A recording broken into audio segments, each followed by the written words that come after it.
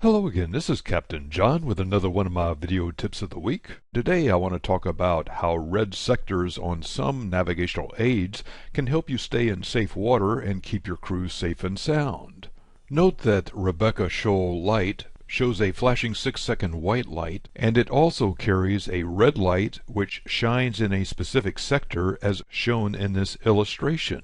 If you are sailing near Rebecca Shoal light and see the light change from white to red, you know you have entered the dangerous area covered by shoals and obstructions.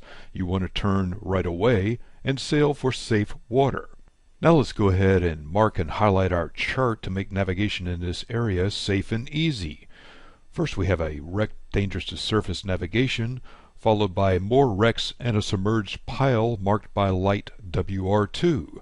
Notice the sand waves and tide rips to the south. Sand waves can reduce the depth of an area to create a hazard for vessels of any size. Further in, we have rocks to the north, more sand waves to the south, and an isolated lighted tower marked by the abbreviation PA, which means position approximate. Further to the east, another wreck dangerous to surface navigation marked by the abbreviation ED, which means existence doubtful. On the eastern side of the quicksands we have more sand waves, an obstruction with the existence doubtful abbreviation, and a row of pipes with the abbreviation PA, which means position approximate. More sand waves to the south, along with an isolated rock on the edge of the quicksands.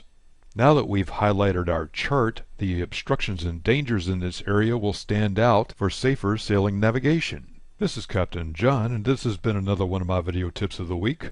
Find more sailing tips and techniques on www.skippertips.com.